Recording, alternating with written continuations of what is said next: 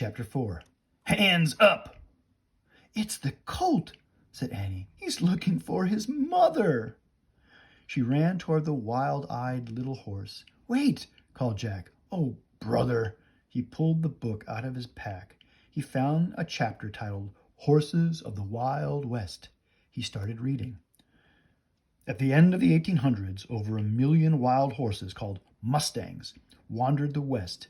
These tough, fast horses were descendants of runaway Spanish horses. Mustang herders captured them and sold them to ranchers. Breaking a wild mustang took great skill. Jack turned the page. There was a picture of a herd of horses. 2 of them even looked like the beautiful mare and her colt. Hey, Annie, Jack called. You should see this picture. Annie didn't answer. Jack looked up. Annie was trying to get close to the young mustang, but he kept darting away. Watch it! He's wild, said Jack. Annie was speaking softly to the colt. She slowly reached out and grabbed the end of his rope. Still talking to him, she led him to a broad wooden post. Stop! Don't do anything, said Jack. He flipped the pages of his book. He found a section called How to Treat a Horse. The basic rules on how to treat a horse are simple. A soft hand, a firm voice, a sunny attitude, praise, and reward. I've got the rules, shouted Jack. Don't do anything before I write them down. Jack pulled out his notebook and pencil. He wrote, Horse rules. 1. Soft hand. 2. Firm voice. 3. Sunny attitude. 4. Praise. 5. Reward.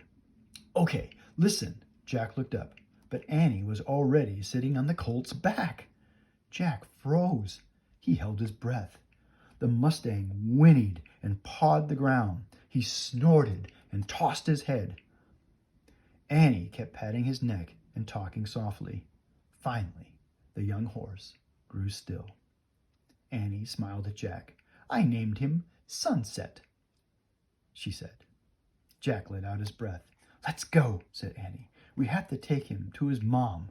Are you nuts? Said Jack. We have to solve our riddle. It'll be dark soon, and those guys were real bad guys. I could tell. We don't have any choice, said Annie. Oh, brother. Jack knew she wouldn't change her mind. Let's see what the book says. He read more about mustangs. Wild mustangs live together in families. The bond between a mare and her young is very strong. His sounds of distress or hunger will always bring her to him. A mustang cannot bear to wander alone. Jack groaned. He looked at Sunset. The young mustang did have a sad look in his eyes. Okay, we'll make a plan, he said. But first, I have to get out of these boots. Jack grabbed one of his boots and pulled. Hurry, said Annie. I can't even think in these things, said Jack. He huffed and puffed and pulled. Then a deep voice stopped him cold. Hands up, or I'll shoot.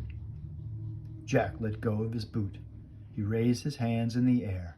So did Annie. A cowboy rode out of an alley. His face was bony and tanned. He was riding a gray horse and pointing a 6-shooter.